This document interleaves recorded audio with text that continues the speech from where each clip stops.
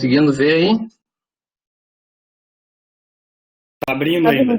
Aí, abriu. Tá.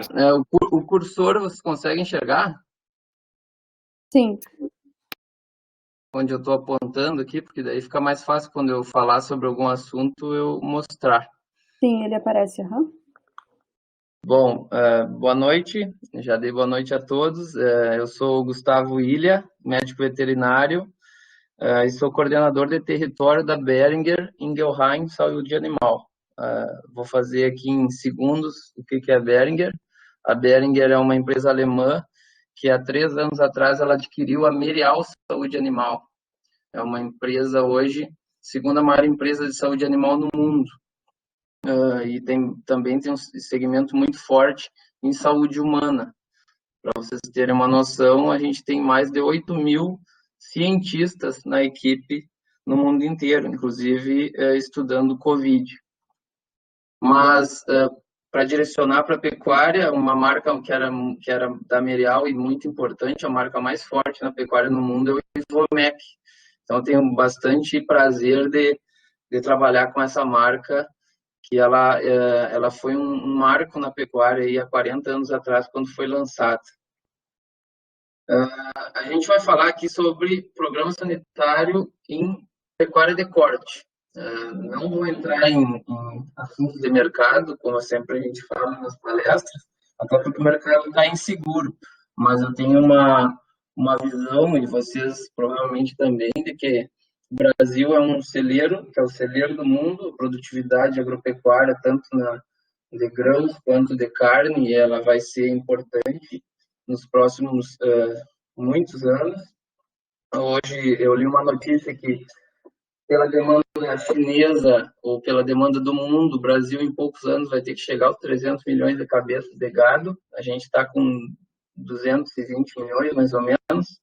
Então, talvez a pecuária e a agricultura serão segmentos que vão sofrer menos com essa crise econômica que está se desenhando aí com o Covid, né? Então, esses fatores que eu falei são fatores externos que a gente não consegue medir, né? Na verdade, a gente não consegue modificar esses fatores externos, mas os fatores internos, que são os fatores dentro da porteira, é o que a gente consegue atuar. E vocês, médicos veterinários ou produtores, sabem que os principais pilares de produtividade e lucratividade são o manejo, a sanidade, a nutrição e a genética. Vocês estão escutando? Sim. Muito bem. Tudo certo. Então, esses 4 pilares a gente escutou desde quando entrei na faculdade, ou até antes. Talvez o manejo não era inserido, mas eles se interrelacionam. Então, aí tem um monte de palavras aí no meio que relacionam sanidade, manejo, genética, eles não andam separados. Eles se interligam. E para a gente hoje ter um sucesso na produtividade, a gente conseguir dominar esses 4 pilares, a gente precisa de muita gestão, muito planejamento. Tem que trabalhar visando ou antecipando todos os acontecimentos. Claro que a gente não consegue antecipar, por exemplo, uma estiagem que teve no Rio Grande do Sul, porque não tinha nem previsão disso. Mas a gente tem que ter saber quais os desafios que estamos se encaminhando para tentar trabalhar com prevenção. Nesse sentido, a sanidade, que é o nosso foco, ela também precisa de uma gestão. A gente tem que saber qual que é o sistema de produção que a gente está inserido. Se a gente está numa pecuária de corte, de produzir terneiros, que lugar é essa produção de gado de cria que a gente está falando? É uma fazenda perto de Porto Alegre? É uma fazenda na serra, por exemplo, de Caçapava? Ou uma região na fronteira oeste, em Uruguaiana? Ou é na região sul? Então, essa localidade, o mesmo sistema de exploração tem desafios muito diferentes. Ao passo que, por exemplo, desafios de uma pecuária de cria é totalmente diferente de um desafio de uma pecuária de recria, que é quando você compra terneiros e aumenta o peso deles e são vendidos para terminação, ou sistemas em que focam somente na terminação. Todos os sistemas de produção, cada sistema tem seus desafios sanitários e são bastante diferentes.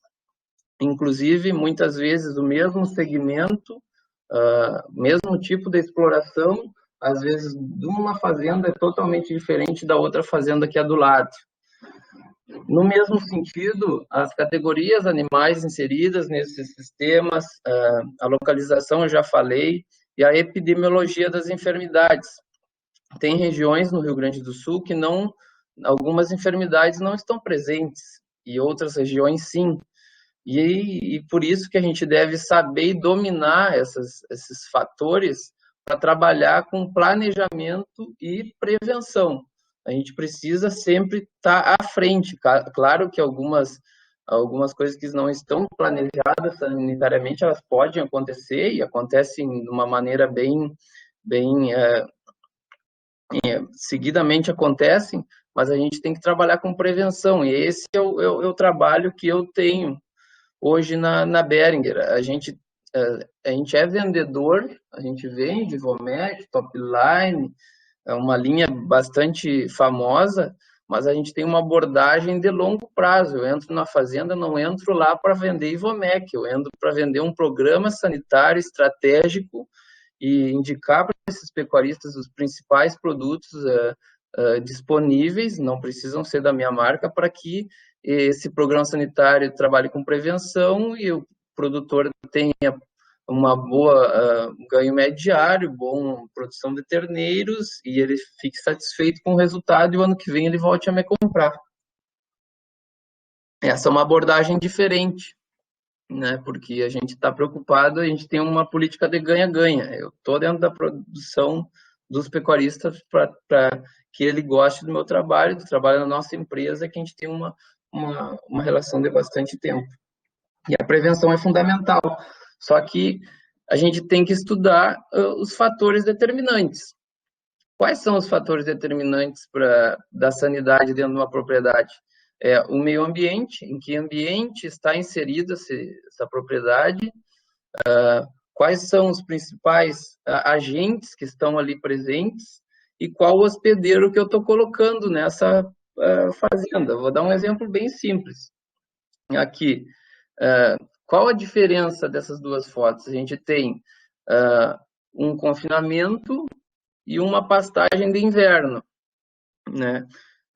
O ambiente é diferente para esses dois lugares. Os agentes que podem acometer os hospedeiros, que são os bovinos, bovinos da raça Angus, eles são diferentes nesses dois ambientes. A gente pode ter no confinamento um desafio baixo de carrapato e verminose, ao contrário do que num campo nativo a gente tem um desafio alto de verminose e carrapatos, por exemplo. Porém, no campo nativo, ou numa pastagem, a gente tem menos agentes que acometem doença respiratória em relação a um confinamento, que tem bastante problemas de doença respiratória. Então, a gente tem que considerar o ambiente, o agente hospedeiro, para tentar trabalhar na prevenção das enfermidades que podem ali acometer os animais. Só que a gente vive num ambiente de pecuária que, talvez por sorte nossa, ainda é bastante, posso falar, bastante primitivo na questão sanitária. Se a gente for fazer uma pesquisa, acredito que não tenha nem 80% das propriedades no Rio Grande do Sul trabalham com prevenção, trabalham com programa sanitário, por exemplo. Então, a gente vive naquele ambiente que a gente não sabe quais são os principais causadores de mortalidade no rebanho. A gente tem, pela Secretaria da Agricultura e Pecuária, a gente sabe que talvez o maior causador de mortes no Rio Grande do Sul é a tristeza parasitária bovina, que é uma enfermidade transmitida pelo carrapato. Esse carrapato ele transmite um anaplasma e babésia aos bovinos e causa tristeza parasitária bovina. A gente tem esse dado, que ele talvez seja bastante empírico. Porém, muitas clostridioses e outras doenças matam o rebanho. Mas a principal doença que acomete o rebanho no Rio Grande do Sul é a que eu vou clicar aqui agora, ó, que talvez vocês já devem ter escutado, que é essa doença, que é o acho. A maioria dos pecuaristas do Rio Grande do Sul, quando morre um bovino, eles dizem, acho que foi tristeza, acho que foi clostridiose, acho que foi raio, que também é uma que mata muito, porque é só o acho, ninguém busca fazer uma necrópsia, enviar para setor de patologia da URGS, bovinos que morreram para tentar buscar quais enfermidades que estão acometendo o rebanho. Não tem uma gestão sanitária de rebanho bem organizada. Por quê? Porque a gente tem um trabalho de pecuaristas que não focam em prevenção, talvez não consigam estimar o valor daquele programa sanitário, daquela gestão sanitária que vai impactar na produtividade. Talvez daqui a uns anos isso vai melhorar, porque cada vez mais a gente está sendo exigido de produtividade na pecuária. Então, o que favorece? Vocês estão escutando, Monique? Sim, e rindo. Ah, tá. Eu não quis falar ali porque eu falei eu deixei até pronto aqui, quis preservar a identidade desse Paciente, animal. tá bem. Já que estão rindo e podem rir, foi minha primeira necrópsia depois que entrei há 5 anos atrás na Merial ainda. Tive que aprender a fazer necrópsia, porque a gente também tem que fazer uma pesquisa e tentar buscar as causas que acometem os animais. Inclusive, essa vaca era uma intoxicação.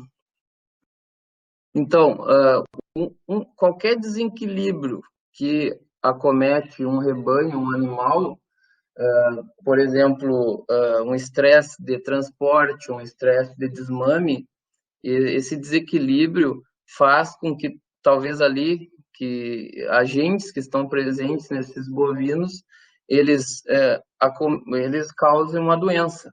Eu vou dar um exemplo bem simples. Um estresse de desmama, ele pode diminuir a imunidade do terneiro, que agentes verminoses que estão em hipobiose voltam a acometer o animal, aumenta o desafio e esse animal pode perder peso e às vezes pode até morrer. Ou esse estresse de desmame desencadeia alguma doença vírica que passa por uma doença bacteriana e causa uma doença respiratória. Ou a mesma coisa, um estresse de desmame esse animal está com uma tristeza parasitária subclínica que evolui para clínica e esses animais podem morrer de tristeza. Semana passada, uma propriedade me ligou que morreram mais de 50 animais de tristeza após o desmame. Então, a gente tem que estar sempre pensando no ambiente, o que está cometendo esses animais para levar a diminuir a imunidade, aumentar as doenças, a mesma coisa, doença, diarreia viral bovina, BVD, uma doença que diminui a imunidade, causa aumento de tristeza parasitária bovina, doença respiratória, entre outros. Então, a gente sempre tem que estar bem atento a quais os fatores que estão levando ao aumento de cada enfermidade nos animais das propriedades. Dentro disso, dessa pirâmide, agente, hospedeiro e ambiente, vou citar para vocês aqui os principais parasitas externos e internos dos bovinos e também as principais doenças parasitárias, infecto-contagiosas que a gente verifica aqui nos rebanhos aqui no Rio Grande do Sul. Hoje, eu não vou dizer que se vocês entrarem numa roda de conversa, porque eu vou estar sendo inadequado ao momento, mas antes de fevereiro, se a gente entrasse numa roda de conversa de produtores, o principal assunto é carrapato. Hoje, se a gente vê uma reunião virtual de produtores, o Monique deve estar rindo, eles devem falar de estiagem e carrapato. Porque o principal problema parasitário hoje no Rio Grande do Sul é o carrapato. A gente também tem casos de mosca do chifre, mias e berne, mas o carrapato é disparado o principal problema parasitário do Rio Grande do Sul. Se a gente vê um mapa do Rio Grande do Sul, agora em maio, ele deveria estar assim. Faltou a máscara aí nesse carrapatinho. Pode rir, Monique. Por quê? Porque vários fatores levaram o Rio Grande do Sul a ter um descontrole, um aumento do agente, que é o carrapato aqui no estado. Eu vou citar rápido para vocês, porque carrapato pode ser um tema de conversa aí de 1 ou 2 horas. O que aconteceu? Uso indiscriminado de moléculas nos últimos anos aqui no Rio Grande do Sul, ou nos últimos 30 anos. Então, esse uso indiscriminado, a exposição à mesma molécula, leva o carrapato a ter resistência e ser resistente a essa molécula, e depois, com o tempo, aumentaram as comercializações no estado. Então, essa comercialização no animal de Uruguaiana e para Santa Maria ou Porto Alegre fez com que muitas cepas resistentes de carrapato fossem espalhadas pelo estado. Outro fator importante é que há 20 anos não é lançada uma molécula nova para combate ao carrapato. Então, o uso indiscriminado, o transporte, outro fator, o melhoramento genético. Não estou culpando o melhoramento genético para o problema de carrapato, mas houve um melhoramento genético no gado do Rio Grande do Sul. Raças europeias que são menos resistentes ao carrapato aumentaram aqui no Rio Grande do Sul, e então a gente aumentou a quantidade de animais acometidos por carrapato. Uma teleógena que cai de uma vaca Hereford ou Angus ou holandesa, ela põe 3.000 ovos. Uma teleógena que cai de uma vaca zebua, um zebuíno, põe 900 ovos. Então, vários fatores levaram a esse aumento. E o uso indiscriminado, ele segue até hoje. Então, hoje, muitas moléculas, muitas propriedades no Rio Grande do Sul, nenhuma molécula é mais de 80% eficaz.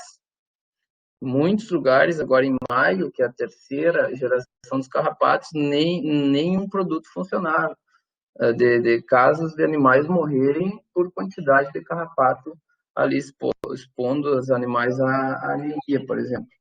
Então, um fator sanitário muito importante é o controle de carrapato aqui no Rio Grande do Sul. A gente tem que saber dominar um pouco do ciclo do carrapato. O carrapato, ele tem um período de 21 dias no animal, e no ambiente a gente não sabe quanto tempo que ele pode ficar ali inserido. Uma teleógena pode cair no pasto e colocar seus ovos em 2, 3 dias, bem como põe seus ovos em 90 dias.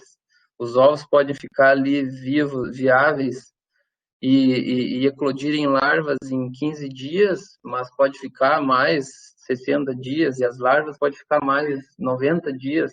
Então, isso pode ficar um ano no pasto, esperando que um bovino passe ali e colha essas larvas, e essas larvas tenham translação e sobem nos animais.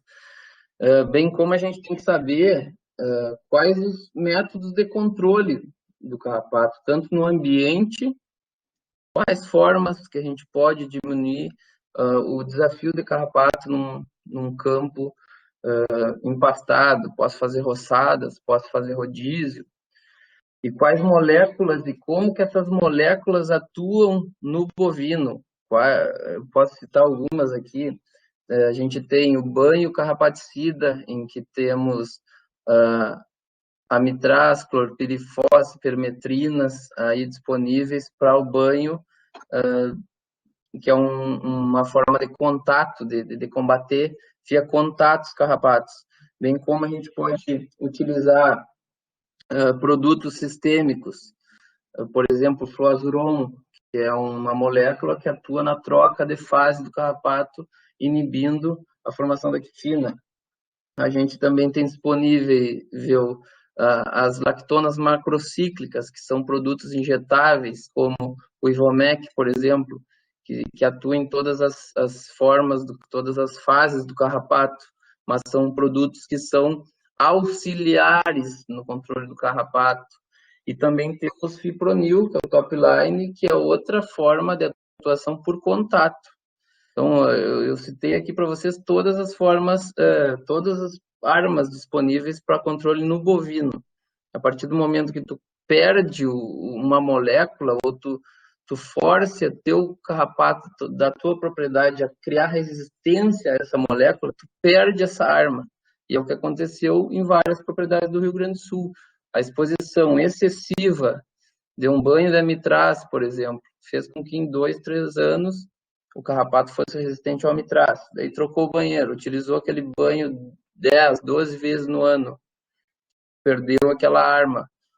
Quando foi lançado, por exemplo, o Top Line, um produto que é sugerido a utilização de 6 em 6 meses, e o produtor usou de 20 em 20 dias, no outro ano já perdeu a eficácia desse produto. Então, a gente foi perdendo moléculas e esse carrapato foi transportado por todo o Rio Grande do Sul. Nesse sentido, a gente tem que saber dominar e criar um programa preventivo sanitário visando carrapato, como com rodízio de molécula, associação de moléculas, por exemplo, as lactonas macrocíclicas, que são doramectina, ivermectina, abamectina e milbamicinas, que é a moxidectina, são auxiliares. Então, elas podem ser unidas numa associação com um banho, com top line ou com fipronil para algumas épocas do ano. Ao contrário que banhos carrapaticidas são utilizados no máximo 3 vezes no verão, por exemplo, fipronil 1 vez a cada 6 meses. A gente utiliza muito fluazuron, ou lactonas de elongação na primavera. Estou dando várias opções, não vou dar aqui uma receita de bolo, porque não existe receita de bolo no programa sanitário. Como eu falei lá no início, a gente tem uma pirâmide. Cada propriedade tem a relação hospedeiro, ambiente e o agente, para a gente ter para nós termos uma tomada de decisão mais adequada. Nós temos também que ter além de uma visão técnica e uma visão que eu digo muito com o pé no chão, pensando em longo prazo, nós temos que ter capacidade de transmitir o conhecimento no nosso dia a dia. Não adianta eu ter um conhecimento técnico de molécula, de como que se aplica e da importância, se eu não sei passar aos colaboradores das fazendas, que é o que eu quis colocar aqui nesse slide. A gente tem que passar o nosso conhecimento de uma forma com que aquele colaborador que está lá no campo, a cavalo, no dia a dia, ele consiga enxergar na mesma forma que nós e também ter uma noção dos desafios que ocorrem no dia a dia dele. E não é fácil. Depois, no final, a gente vai falar um pouquinho sobre isso aí. Estão escutando? Sim, tudo certo.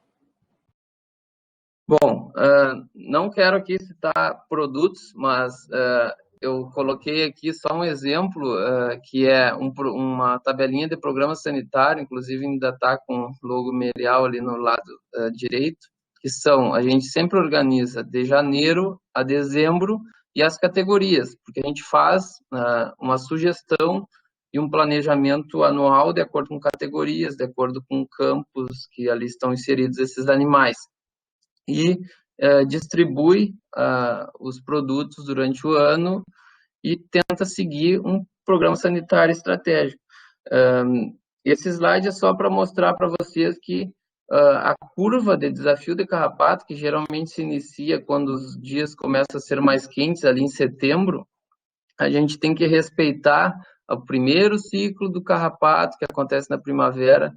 Tudo que a gente deixa cair, que são carrapatos que a gente não trata na primavera, eles crescem exponencialmente em janeiro, fevereiro e março, e que é quando é o segundo ciclo, e o terceiro ciclo é em abril e maio. Muitos anos a gente não tem um inverno frio e tem o quarto ciclo de carrapato em junho e julho. Então a gente procura distribuir as moléculas com rodízio de moléculas, exposição máxima de 3 aplicações seguidas de cada molécula durante todo o ano, visando diminuir esses ciclos, diminuir o desafio de carrapato nos potreiros das fazendas, né? Existem fazendas sem carrapato no Rio Grande do Sul? Existem, muitas. Existem programas sanitários iguais há 15 anos no Rio Grande do Sul? Existem. Existem programas sanitários que não funcionam mais nada aqui no Rio Grande do Sul? Muitos. Então, a gente está num desafio altíssimo, inclusive desafiando os pesquisadores e empresas a criarmos novas alternativas de tratamento de carrapato.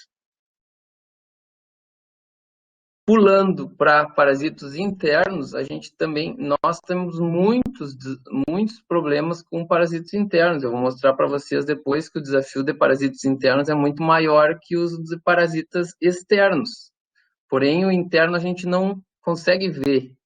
O produtor, muitas vezes, ele consegue identificar um animal com uma papeira, que é um sinal muito evidente de verminose, e quando ele enxerga aquele animal com papeira, isso significa que ele está com 40%, 50% dos animais com um sinal subclínico de verminose. Isso causa apatia, causa anorexia, os animais causa perda de peso e indiretamente ou diretamente baixa performance. E nós temos aqui o Hemoncus. O Hemoncus é um parasito que tem muita resistência, tanto em ovinos como em bovinos, e ele é muito importante aqui no Rio Grande do Sul. Costumo comparar ele ao carrapato. A gente tem muitos problemas de resistência do Hemoncus aqui no estado. Para vocês terem aqui, essa tabelinha mostra que os nematóides gastrointestinais, eles representam 7 bilhões de dólares de impacto econômico aqui no Brasil, enquanto o carrapato bovino, 3 bilhões. Eu acredito que esses 3 bilhões sejam aqui na região do sul do Brasil, os carrapatos, porque o centro-oeste ainda não está cometido de alta infestação. Acredito que alta infestação sim, porém o zebuíno que lá está inserido, ele é resistente, ele não tem tantas perdas como os bovinos europeus aqui no estado do Rio Grande do Sul. Lá ainda não temos cepas de carrapato resistente, então são ambientes totalmente diferentes que a gente vive aqui no Brasil. Guto, eu vou aproveitar o gancho e fazer uma pergunta que talvez seja de mais pessoas. Como é que estão se comportando as raças sintéticas, ou F1, que o pessoal tem inseminado vaca zebua com Angus, enfim? Nós temos bastante medo de que com os cruzamentos de Angus no resto do país começa a aumentar o desafio de carrapato.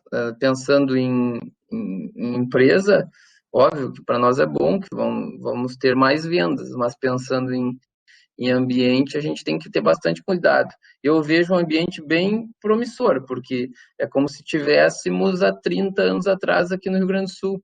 Lá nós temos alternativas, nós temos fipronil, nós temos os banhos carrapaticidas, temos Fluazuron, todos eficazes ainda. Se forem utilizados de maneira consciente, vão tirar de letra. O problema é que a gente vem aqui com uma carga de muitos anos sem controle, né, Monique? Entendi, obrigada. Eu vou aproveitar e fazer a pergunta do Kevin. Essas propriedades que tu diz que não tem carrapato, tem aqui na região metropolitana ou são mais para a fronteira sul? Eu tenho experiência aí em Glorinha, naquelas várzeas ali na beira da Freeway, tem baixo desafio de carrapato. Ali o programa sanitário, se eu não me engano, é mais de 15 anos o mesmo programa sanitário. Então, campos de várzea tem menos desafio de carrapato. Propriedades que que tem um controle há mais tempo, propriedades fechadas. E o que significa fechada? Uma propriedade que tem rebanho de cria, que só compra touros, por exemplo, uma propriedade fechada. Dificilmente vai cair uma cepa de carrapato resistente. Então, a gente tem que ter todo esse cuidado. Inclusive, também tem um assunto na frente que é sobre protocolo de compra. A gente tem que, quanto mais fechada a propriedade, mais fácil tu controla as enfermidades que lá adentram. Não sei se eu respondi a pergunta dele. Eu acredito que sim. Obrigada. Por enquanto eram essas as perguntas. Voltando, então as verminoses, elas seguem um ciclo, cada uma de uma forma, cada uma comete diferente as suas categorias, e a gente tem que pensar nesse sentido, quais principais nematóides gastrointestinais que acometem terneiros. Bom, terneiros todos acometem, é uma categoria que ela é bastante influenciada pela presença de verminoses. Quais momentos a gente tem que ter uma atenção maior? Por exemplo, a gente está numa época de desmame, estresse. A gente tem que ter uma atenção especial na verminose desses animais, tanto pré-desmame quanto pós-desmame. No mesmo sentido, pensando em ambiente, qual o desafio de verminose de uma pastagem de inverno? Eu acho que todos estão familiarizados com pecuária, uma pastagem de inverno que vem, por exemplo, decorrente de uma lavoura de soja. Provavelmente, uma pastagem que é decorrente de uma lavoura de soja, ela é estéril para verminose. Então, a gente tem que ter um programa de entrada de pastagem desses animais. Ali, eles adentram na pastagem, a gente não vai ter mais desafio durante o inverno. Ao mesmo sentido, por exemplo, outras categorias. A gente sabe, até aqui mostra que em azul, quantidade de verminose nos bovinos e em amarelo no campo. Não, azul é no campo e amarelo nos bovinos. Então, no inverno, a gente tem uma oportunidade de zerar os bovinos, diminuir a quantidade de verminose no campo. Sempre tem um tratamento de animais maciço agora em maio para a passagem do inverno. Verminose tem baixa taxa de translação, que é quando sobe do pasto para o bovino durante o inverno. Porém, no verão, categorias de até 2 anos são bastante acometidas, em fevereiro, março. Então, a gente tem que saber e criar um programa sanitário também com rodízio de moléculas, e a gente tem mais alternativas nesses rodízios para a verminose em relação ao carrapato. Temos moléculas específicas para verminose que não atendem carrapato. Da mesma forma, a gente tem que relacionar isso aos momentos com baixo desafio de carrapato. Usa uma molécula que não atua em carrapato e é exclusiva para verminose. Então, são bastante coisas que a gente tem que relacionar para tomar a decisão preventiva. Facíola hepática é um verme chato que atua no fígado dos animais. Muito famosa em regiões de várzea e fronteira oeste do estado. Porém, região de São Francisco de Paula, região metropolitana, região alta, bastante casos de facíola hepática. É uma doença que acomete animais, não causa mortalidade, ela causa baixa performance. Um animal com facíola no fígado tem menos metabolismo, tem menos ganho de peso. Ela também pode ser porta de entrada para hemoglobinúria bacilar, que daí sim causa morte. Então, a gente tem que ter um programa sanitário também pensando em facíola. Será que ela é presente naquela propriedade? Num abate dos animais, a gente recebe o romaneio do frigorífico e vê que ali tem lesões de facíola ou a presença da facíola? Sim ou não? Muitos produtores dizem assim, tem facíola, mas o frigorífico não me penaliza por isso. A gente não tem que ter uma visão de penalidade do frigorífico. O frigorífico não vai usar o fígado. Porém, aquele animal com facíola, ele podia estar gordo 90 ou 100 dias antes, porque ele teve baixa performance decorrente de uma enfermidade no fígado, por exemplo. Então, temos moléculas também disponíveis para combater essas enfermidades. Outros fatores que talvez são maiores, que são as doenças infecto-contagiosas. Claro que rodeios de gado de cria, fazendas de ciclo completo, a gente tem que ter cuidado com mais doenças do que fazendas que têm uma recria como foco ou uma terminação. Por exemplo, a gente tem foco em gado de cria, temos várias doenças reprodutivas, como Campylobacter, IBR, leptospirose, tricomonose, brucelose, BVD, neosporose, entre outras, tuberculose, clostridiose, raiva, ceratoconjuntivite, atendem todos os tipos de rebanho. Quais sistemas? Por exemplo, épocas com bastante presença de moscas, temos presença de uma demais ceratoconjuntivite, épocas com pasto maior, ceratoconjuntivite. A gente tem que ter uma atenção muito grande em BVD e IBR nas questões reprodutivas, sempre tentando, primeiro, identificar a presença do agente nos rebanhos, porque não adianta, às vezes, a gente vacinar se a gente não tem a presença do agente ali, mas sempre ter um controle de o que está presente ali, o que está diminuindo a minha produtividade. Vou dar um exemplo bem simples. A gente está numa época de diagnóstico de gestação nas propriedades. Uma porcentagem altíssima dos pecuaristas, inclusive, fazem stories no Insta, prenhez 80%, prenhez 90%. Isso é muito bonito, mas o que paga a conta é o desmame dos terneiros. Seria a época agora de publicar resultados de desmame. A gente sabe que propriedades com menos de 75% de desmame em relação às vacas expostas à reprodução, elas têm muita dificuldade de ser rentáveis.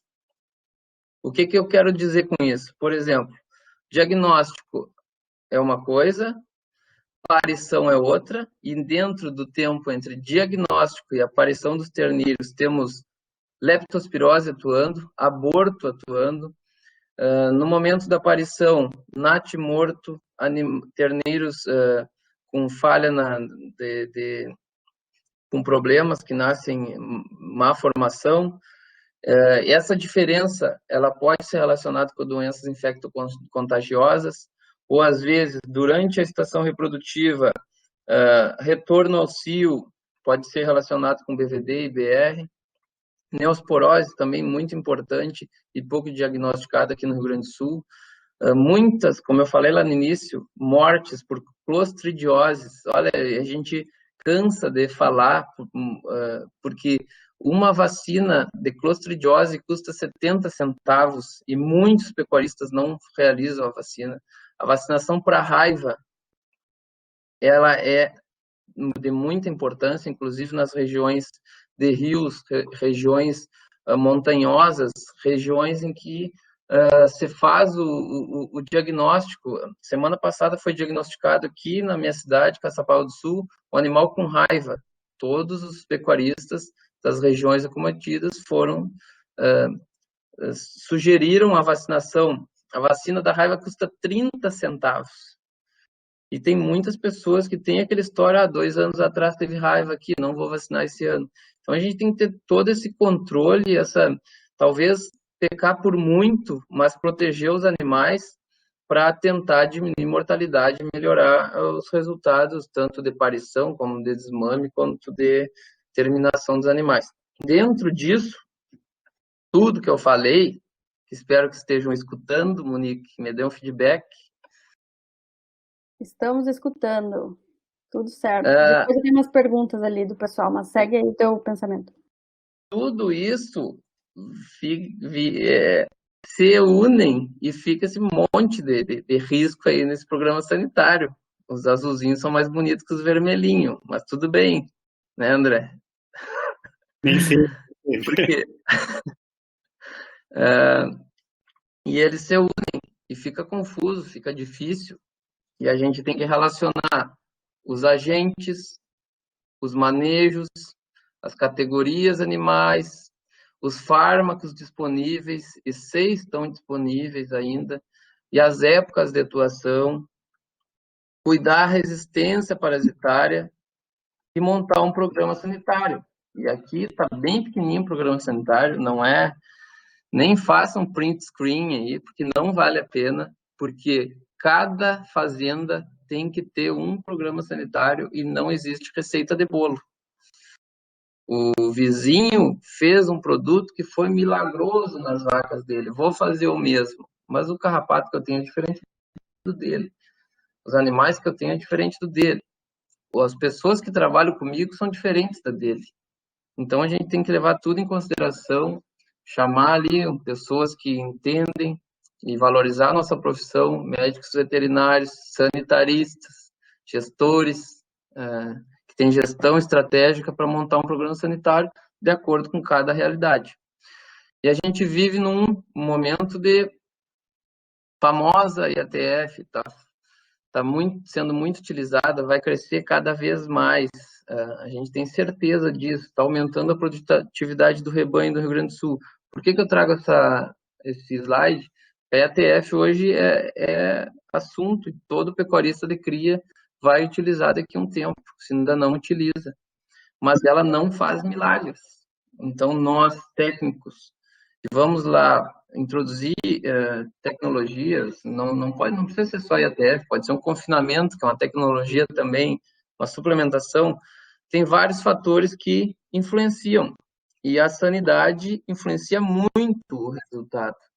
Então, a gente também tem que ter uma estratégia pensando em introduzir uma tecnologia, tem que ter uma estratégia sanitária e, claro, estratégia de nutrição também, vários outros fatores que interferem, para tentar no tempo de fazer aquele protocolo, que os animais estejam de acordo com as vacinações em dia, com a carrapato em dia, com a verminose em dia. Eu quis colocar isso porque muitos médicos veterinários eles vendem, utilizam protocolo sanitário, mas eles só vão nas propriedades no momento de fazer a IATF. E isso, no meu ponto de vista, não deve ser assim. Tem que ter um planejamento muito antes. Os animais devem estar muito bem preparados, inclusive as fazendas devem estar muito bem alinhadas para utilizarem as técnicas. Sistemas intensivos que têm vindo para o Rio Grande do Sul, essas tecnologias, como eu falei, confinamento, semi-confinamento, desmame precoce, cada vez mais utilizados, quanto mais intensivos os sistemas, maiores são os desafios sanitários. Doenças novas começam a surgir. Não que doença respiratória bovina elas não acometa animais a pasto, mas elas são mais comuns em animais em sistemas intensivos. E a gente tem visualizado maior presença dessas doenças nos rebanhos aqui do Rio Grande do Sul com a chegada dos sistemas intensivos, tanto confinamento como semi-confinamento. As doenças respiratórias bovinas, elas são geralmente em decorrência de um problema primário, que geralmente é uma doença vírica. Obviamente, se o animal não é vacinado, se instala uma doença vírica e as bactérias entram ali, tomam conta e causam a DRB. Hoje, agora, 10 minutos atrás, eu recebi uma foto de um pulmão de um terneiro que morreu de pneumonia num confinamento. Então, a gente tem que pensar nessas estratégias de minimizar esses efeitos. Eu me esqueci de falar do problema de carrapato lá decorrente, que são, não quero ofender ninguém, mas são os balconídeos, que são uns parasitas muito importantes do estado.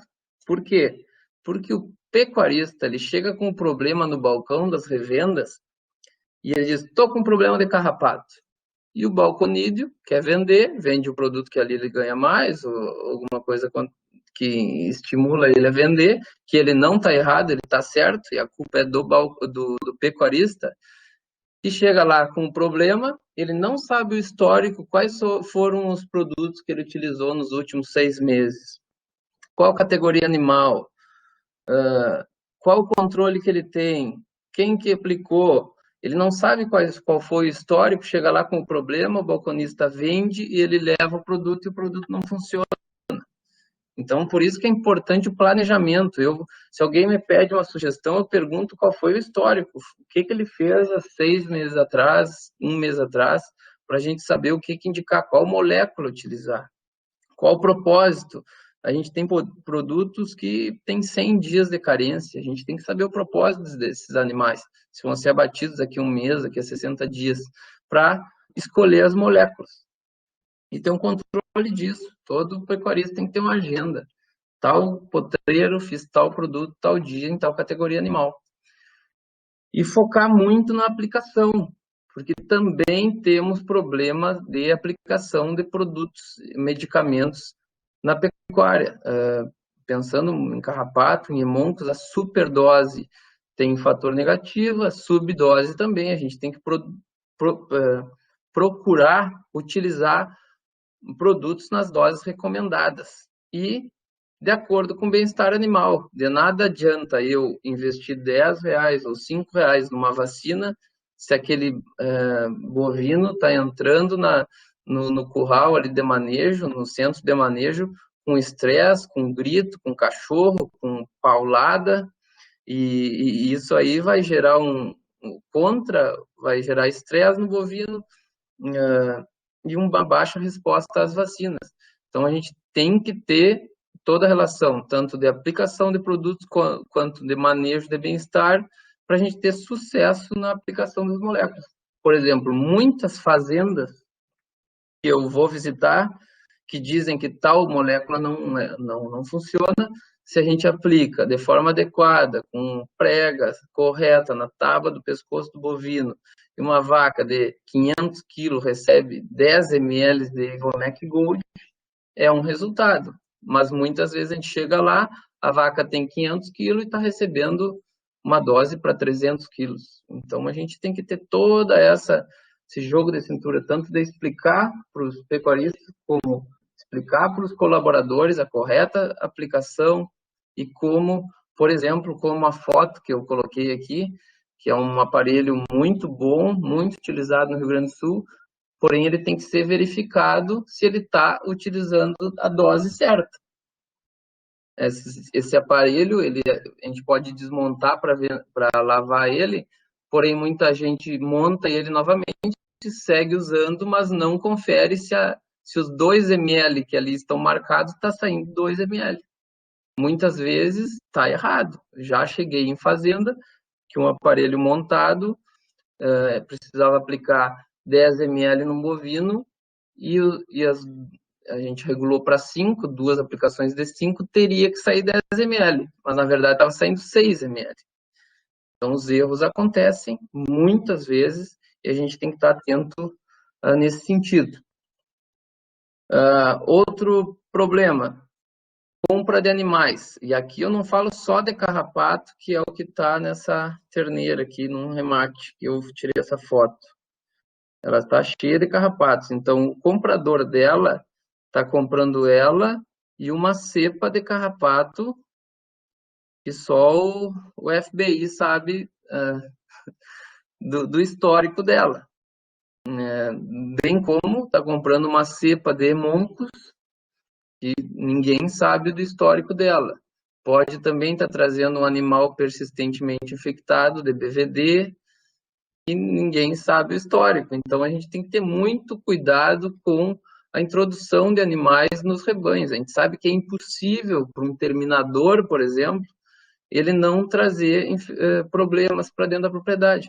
Mas a gente tem que estar atento para o desafio que ali está inserido. A gente tem acompanhado um confinamento que compra muitos terneiros, ele tem que estar preparado para receber quantidades grandes de animais, deixar longe do carrapato, prevenir tristeza, entre outros fatores, aquela cepa que cai naqueles potreiros, a gente vê uma forma ambiental e de tratamento dos animais para tentar diminuir o desafio.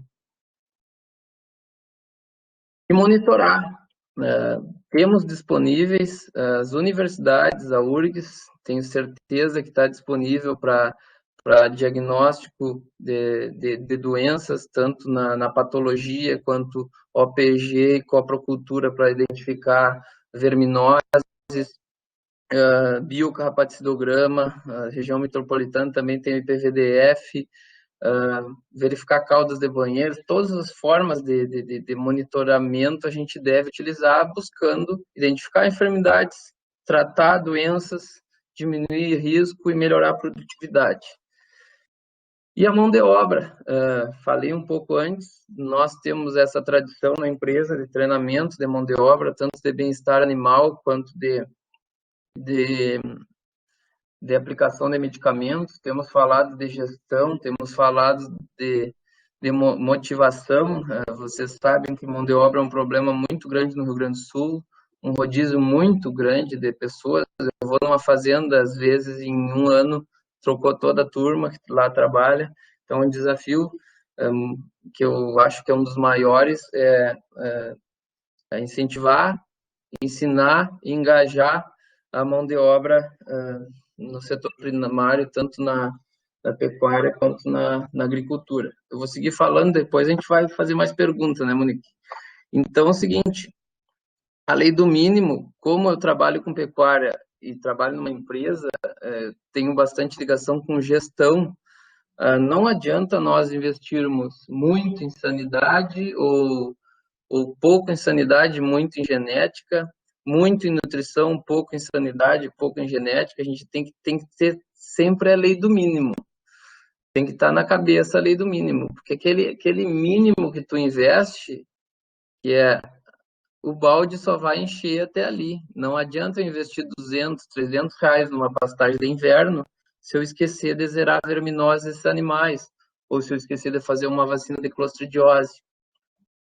Isso eu estou falando agora no inverno. Muitos pecuaristas fazem, arrendam uma pastagem, estão ali investindo 250, 300 reais num terneiro e não querem investir 5, que no máximo, utilizando os principais produtos de verminose, não dá 5 reais o custo de zerar uma verminose num terneiro no inverno. E às vezes os pecuaristas não se dão por conta disso. Nesse sentido, uma gestão de custos, acho que o outro é mais fácil de entender, trabalhamos com custos. Todo pecuarista, para ser rentável, ele tem que ter na mão todos os custos de produção. Eu coloquei aí os custos de produção da minha propriedade. 50% é compra de animais. E as outras porcentagens estão ali inseridas. Comissão, mão de obra, suplementação. E a sanidade, ela vem lá, talvez dos menores custos. Aqui é 3%. Os custos de sanidade. Então, eu me sinto muito confortável em trabalhar com sanidade, apesar de muitos pecuaristas não enxergar isso, que a sanidade é dos menores custos de produção. Arrendamento, suplementação e mão de obra são os maiores. Quem trabalha com gado de cria deve saber quanto que custa um terneiro. Ele tem que saber quanto que está ganhando. Porque quem não mede, enxerga como o lado esquerdo do slide. A propriedade. A gente tem, nós como médicos veterinários, incentivadores da pecuária, nós temos que ter aquilo como missão, sempre falar de custo. E não adianta nós vendermos uma tecnologia, uma IATF, e não mostrar para o pecuarista o quanto que ele está ganhando com isso. Ou às vezes mostrar o quanto que ele está perdendo, porque ele tem que mudar a forma de trabalhar para ele buscar rentabilidade. E os resultados aparecem. O que eu tinha para falar, fiz esse resumão aí, não vi nem quanto tempo que deu, mas foi quase 1 hora. 55 minutos que a gente começou a gravar aqui. Muito bom. Excelente. E estou aberto a perguntas. E já estou pronto para desligar, dependendo da pergunta também, viu? Já terminei a palestra. Tá, vamos ver. A Mônica pergunta, eu acredito que lá ainda na parte de verminose, por que fazer protocolos diferentes para cada categoria animal? Protocolo de? de carrapato, de verminose, de Eu acho que ela escreveu isso aí quando estava padrão geral. dos carrapatos, né, eu acho. Controle de carrapato.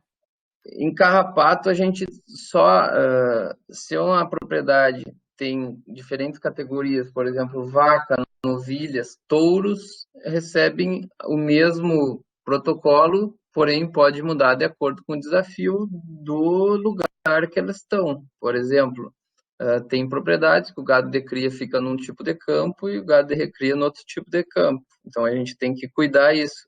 Até por isso que eu coloquei ali, não tem uma receita, não necessariamente uma categoria tem que receber o mesmo programa sanitário que outras. Mas pensando, por exemplo, em vacina, sim, terneiros devem receber dose e reforço das vacinas. A gente sempre procura, a partir dos 3 meses, começar as vacinações, tanto de clostridiose quanto raiva ou ceratoconjuntivite. Novilhas que vão entrar para reprodução, elas devem entrar no período de monta já com dose e reforço das vacinas reprodutivas, então já tem uma modificação em relação às vacas. E leptospirose também, as vacinas reprodutivas a gente adequa, depende do desafio de cada categoria. Então, não necessariamente devem ser iguais e terneiros também não recebem o mesmo tratamento que vacas, pensando em carrapato. Algumas moléculas a gente não utiliza em terneiros, como a abamectina, por exemplo. Na primavera, a gente procura desafiar bastante os terneiros, o carrapato, para imunizá-los em relação à tristeza parasitária bovina. Então, é bastante dinâmico, tanto categoria como as propriedades, inclusive os potreiros dentro de cada propriedade. Acho que dá para emendar ali com a última, Monique, do Josney, que é mais ou menos na mesma linha, só que ele está perguntando especificamente em gado de cria. Na verdade, um terneiro na fase de cria. Que recomendação tu daria para manejo do controle de carrapato? Essa pergunta é muito difícil, porque eu tenho que saber como que é a propriedade dele, quais as moléculas ele já utilizou, qual desafio. Posso indicar um programa que pode ser muito forte, esse terneiro não ter muito contato com carrapato e ter problema de tristeza no futuro. Então, é bastante complicado responder essa pergunta sem conhecer cada situação, né? Eu acho que aí já entra na questão ali do Leonardo. Quais os desafios do vendedor de terneiros que não possui carrapatos em sua propriedade, especialmente relacionado ao pós-venda, com a intenção de evitar a tristeza? E quais as opções atuais de controle para aquele que compra esses terneiros? Como que é o nome dele? Leonardo. Leonardo, muito boa pergunta. Essa propriedade que eu acompanhei o problema essa semana, acompanhei de forma virtual, comprou terneiros de todo o estado e conseguiu fazer uma porcentagem de terneiros com tristeza em relação ao lote. Teve lote que teve 18% de mortalidade e localização de lugares que não tinham contato com carrapato. Então, eu recomendo, a gente tem disponíveis vacinas que não são 100%, mas protegem de alguma forma, não vão zerar a tristeza, mas tentar relacionar ou tentar identificar sistemas que compram terneiros e não tem desafio de carrapato também. Inclusive, mantém uma boa relação de pós-venda e não tem problema. Ou tu já vender com um protocolo. Eu estou vendendo terneiros que não tiveram contato com carrapato, te sugiro que tu largue num potreiro que tem baixo desafio, utilize quimioprofilaxia com imidocarb a cada 25 dias, né?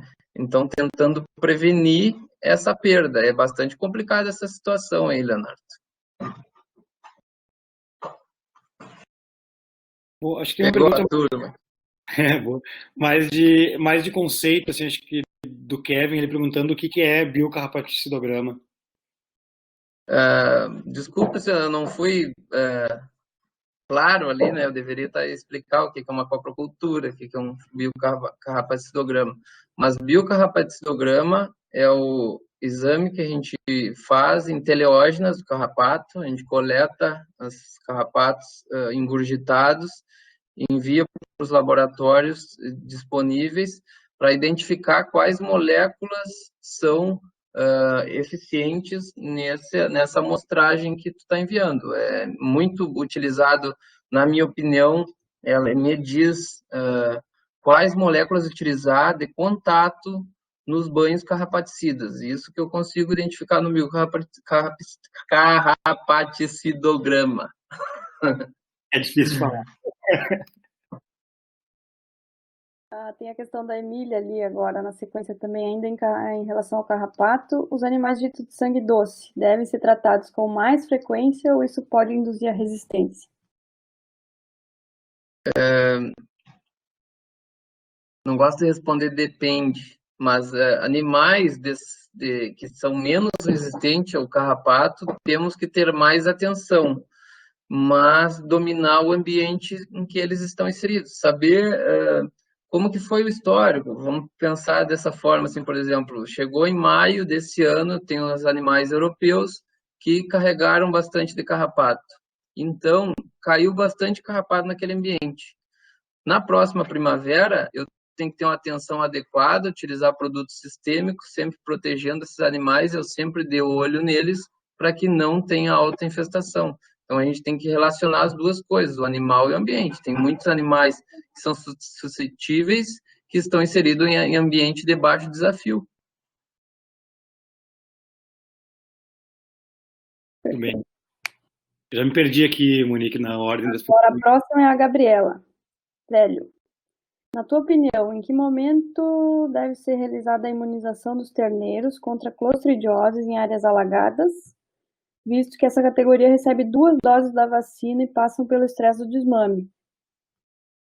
Eu sempre recomendo vacinação de clostridiose pré-parto nas vacas, 30 dias mais ou menos pré-parto. Isso me ajuda a ter inclusive, baixa incidência de diarreia pós-nascimento. 3 meses a primeira dose, 21 dias ou 30 dias no próximo manejo a segunda. E depois do desmame, na entrada numa pastagem de inverno, faço mais um reforço. É muito importante o reforço da vacina. Muita gente não... uma curva de vacinação, a primeira dose é baixinha, tu faz a segunda, ela é exponencial, a proteção. Então, o reforço é muito importante das vacinas. Vou fazer uma pergunta também a respeito de controle de carrapato em terneiro ainda. Qual que é a idade mínima, assim, que tu recomendaria para fazer algum tipo de controle medicamentoso? 30 dias. Mas quando é muito desafio. Sim. Muito desafio, 30 dias já não 1%. Às vezes, animal com 30 dias, 60 dias, a gente está com fluazuron, por exemplo, nas vacas, e isso interfere, inclusive, nos terneiros via leite, mas não é uma proteção tão confiante. Mas a gente sempre procura, a partir das 60 dias, tentar ir até os 90 dias sem tratamento. Mas a gente, por exemplo, às vezes terneiros que nascem no tarde, nascem lá em novembro, dezembro, em algumas propriedades, é muito desafio em dezembro e janeiro, e então a gente tem que começar antes o tratamento. A gente fez a pergunta justamente por isso, porque às vezes a gente vai nas propriedades e encontra terneiros de 20, 30 dias com muito desafio mesmo. Então a gente tem que começar antes. O pessoal pensa, não vou fazer uma ivermectina porque eu não vou imunizar os terneiros para carrapato. Não tem, tu pode fazer que eles vão seguir imunizar. Se tem bastante carrapato, tristeza, tu não vai ter problema depois. É verdade. Agora tem a do Kevin ali, na sequência. Completamente perdido. Tá, quando tu chega em uma propriedade que não sabe nem mais o que usou nos últimos tempos, mas que agora está decidida a mudar, como saber o que é melhor, que ainda não criou resistência em relação às moléculas e carrapato? Geralmente eu uso Eu tenho bastante vivência de campo, assim, né? Cresci no campo e lá se rodeio, saio para conversar com o peão e com o capataz. Falo bem no estilo campeiro, boto até uma boina, as botas e vou falar com o peão. É lá que eu pego as informações. E lá que ele me diz, o cara me diz que faz, mas ele não faz, não. Entendeu? Ali que eu pego as principais informações. E olho nas lixos das fazendas, às vezes, nos armários ali, que é um investigador. Mas se eu não consigo coletar nada, eu começo do meu jeito, com meus produtos de confiança, e a gente vai medindo. Porque um programa sanitário, ele não necessariamente vai terminar o ano com aquilo que tu planejou. Ele é bonitinho assim no papel, mas na prática ele não vai ser aquela receita ali. Ele pode mudar, como pode aumentar a quantidade de produtos que tu usa, bem como tu diminuir. Tá indo muito bem, vamos dar uma acalmada aí, que eu acho que tá baixo o desafio. Então, vai começando aos poucos e monitorando. É bem importante que é bem comum mesmo tu conversar com o proprietário e eles passarem informação, tu chega e conversa com os trabalhadores e o papo é bem diferente, né? No dia a dia eu sou relações públicas, psicólogo, sou tudo das propriedades. Às vezes os peão me ligam para falar com o proprietário me liga para eu convencer o peão. Outra parte boa da situação é que eu estou numa empresa, por exemplo, que desenvolveu o Ivomec, desenvolveu a ivermectina. A ivermectina pura é o Ivomec. Então eu posso ir lá, o cara usa ivermectina há muitos anos aqui, acho que não funciona. Não, vou usar o Ivomec. Se o Ivomec não funcionar, daí o buraco é bem mais embaixo. Isso é uma sorte, talvez, que eu tenha de usar as moléculas de uma empresa que tem bastante controle de qualidade, né? Então, a partir do momento que o Ivomec Gold não foi bom, eu me preocupo. Existe lugar que não funciona. Mesma coisa o Topline.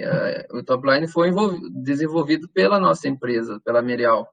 Então, eu fui para o NIL, o pioneiro. Se ele não funcionar, eu tenho certeza que nenhum outro vai funcionar.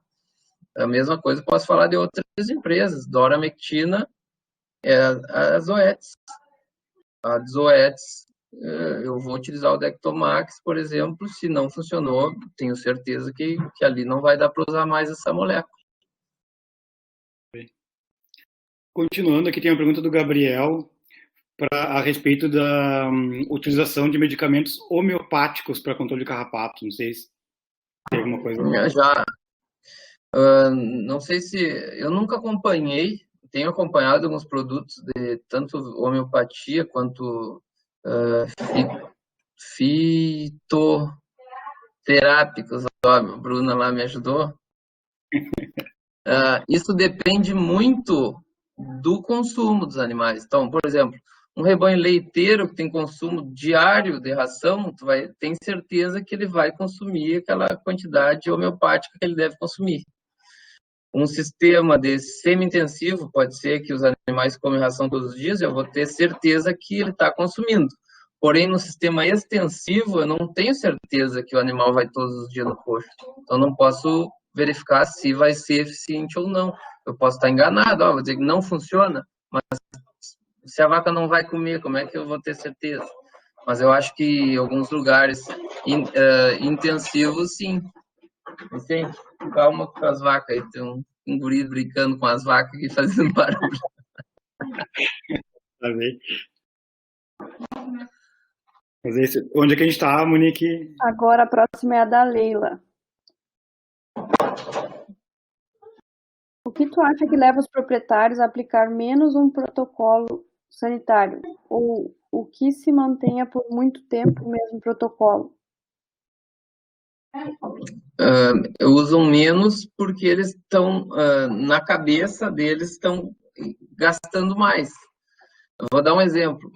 Quem tem campo, ele não tira dinheiro do bolso dele para pagar o arrendamento para ele. Ele está ali com o campo, não envolve transação. O mão de obra dele, ele vai uma vez por mês lá e paga o funcionário. Ele não tem fluxo de pagamento do fluxo de caixa dele, mas na veterinária ele vai toda semana. Ele vai toda semana, mas ele compra um pouquinho do custo dele. O grande custo é o campo, mão de obra, mas é aquela frequência que ele vai, fica na cabeça que ele está gastando muito, mas na verdade é pouco. Um custo de um tratamento de carrapatos, e claro que a gente vive num ambiente muito hostil, hoje já pode chegar a mais de R$50 no ano numa vaca, mas no centro-oeste é R$7, R$8 por ano, R$10 no máximo, custo de sanidade do rebanho. Então, eu acho que é muito psicológico essa questão de não querer ir lá e pedir o mais barato. Quem sabe o mais barato, não estou dizendo que não funciona, mas ele tem menos chance de funcionar. Então, eu acho que isso interfere. A segunda pergunta era por que se mantém vários tempos o programa sanitário? Porque tu tem um rodízio de moléculas. Tu não expõe demais as moléculas. Um programa sanitário, ele te prepara para te utilizar determinada molécula na determinada época do ano e preservar ela. O Flazuron eu vou usar 2 vezes por ano e deu. O Fipronil eu vou usar 1 vez por ano e deu. Então, eu estou preservando elas. Interessante essa visão aí do lado psicológico da coisa. Eu que inventei essa, não sei, eu acho que eu vou fazer um experimento, mas eu tenho certeza. Ir lá e tirar o dinheiro do bolso todos os dias, pagar nem que seja R$1, e tu vai lá e paga R$1.000 no fim do mês, tu vai achar que tá gastando mais naquele R$1, ele tá indo mais, metendo mais a mão no bolso. Agora a pergunta do Kevin. Se um calendário sanitário deu certo em uma propriedade, tu repete ele no ano seguinte tranquilamente ou faz um novo?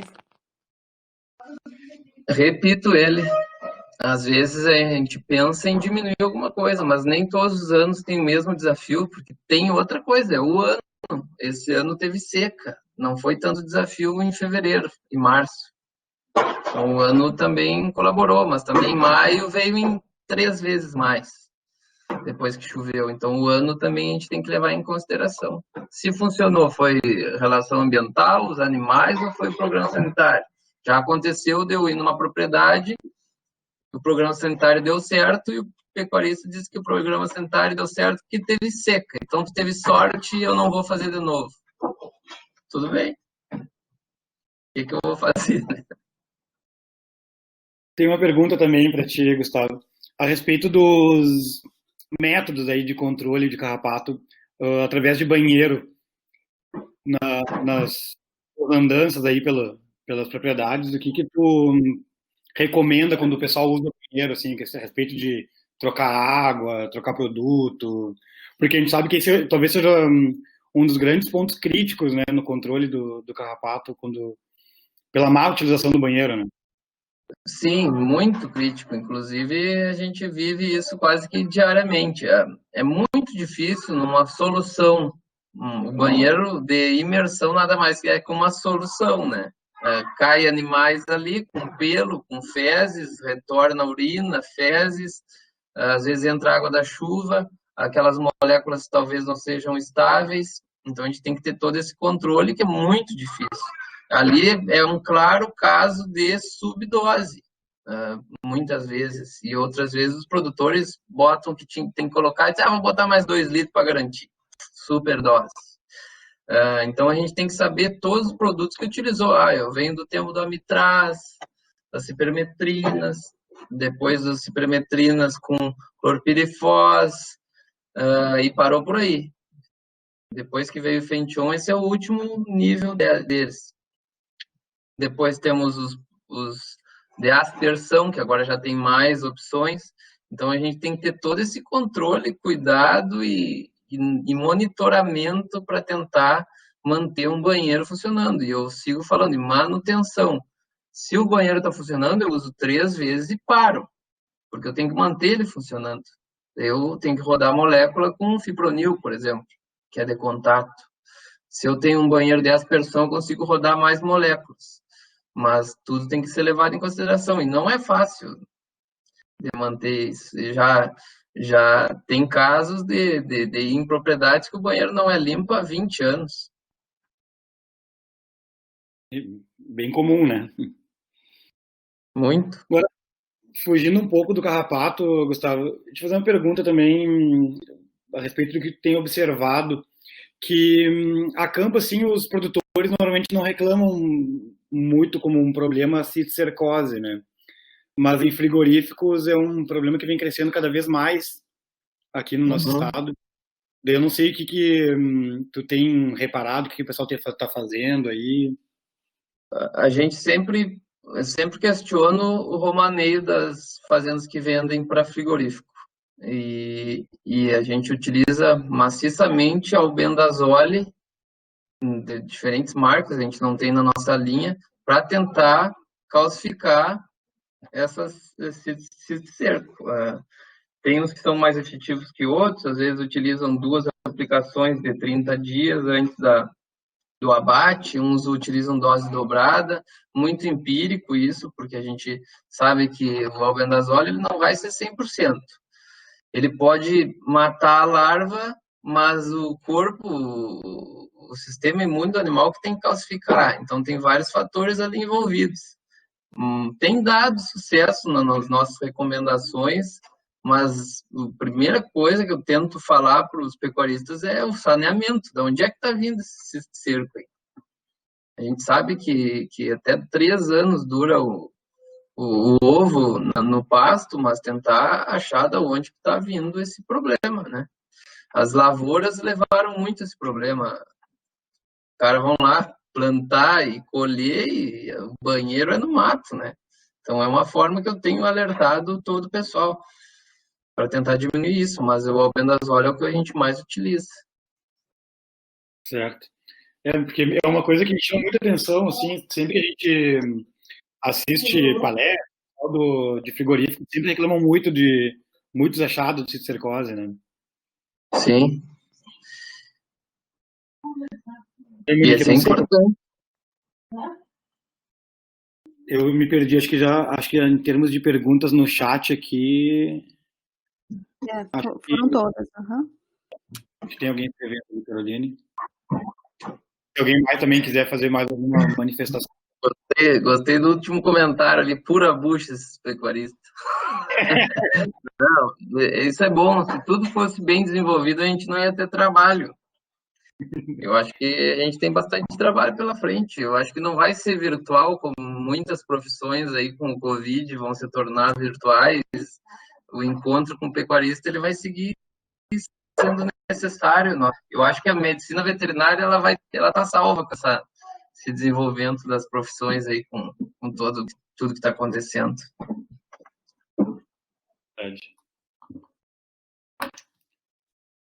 Aproveitando a oportunidade desse ano, que a gente teve uma seca gigantesca, não sei quando houve na história, sei lá, 30 anos atrás, eu não me lembro, mas foi falado isso esse ano.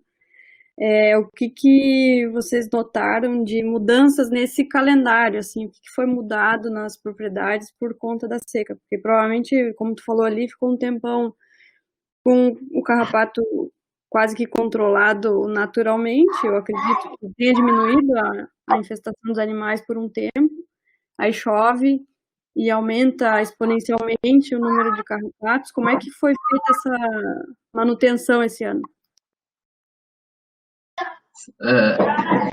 A seca diminuiu os tratamentos durante a seca, mas aumentaram depois que começou a chover. Então, não mudou a questão de desafio, de aplicação de produto e tal. O que mudou foi o perfil dos pecuaristas, assim, psicologicamente afetados. Muito, inclusive, principalmente os que estavam relacionados com soja, porque essa estiagem ela afetou muito a produtividade no Rio Grande do Sul e retraiu o consumo e a utilização de medicamentos. O pessoal resolveu não fazer e tentar dar uma chance aí para o azar e aconteceu bastante problema nesse sentido.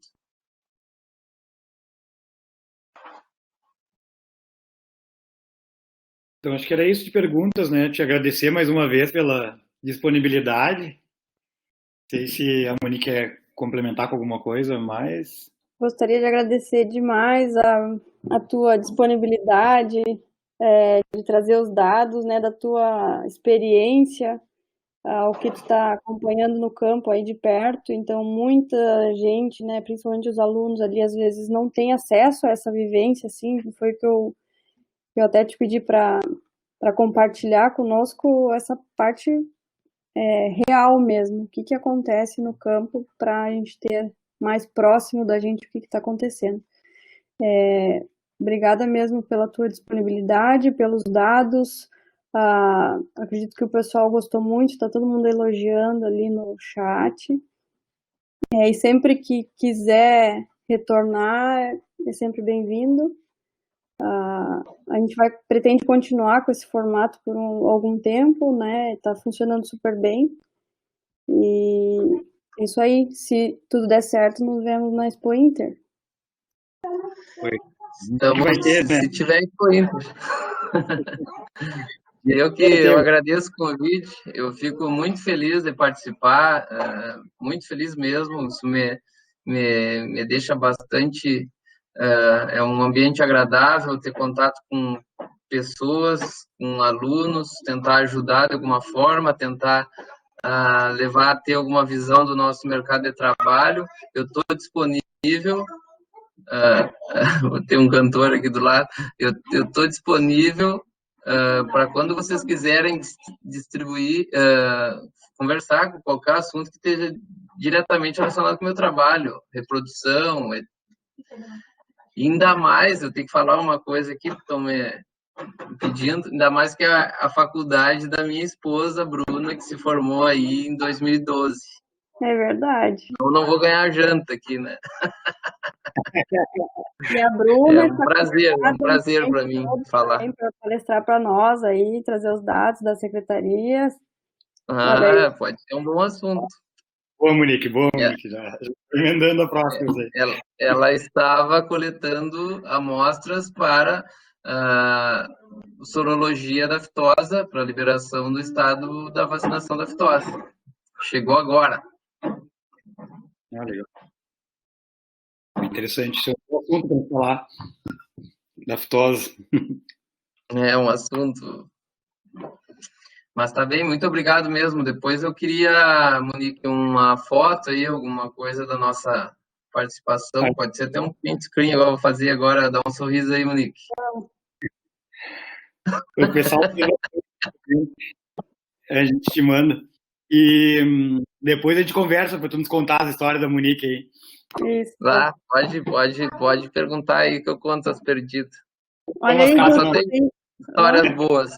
Não, quem sabe deixa quieto. Olha aí, tem pessoal do Espírito Santo presente, assistindo ali, ó, dizendo no site, o Nicolas.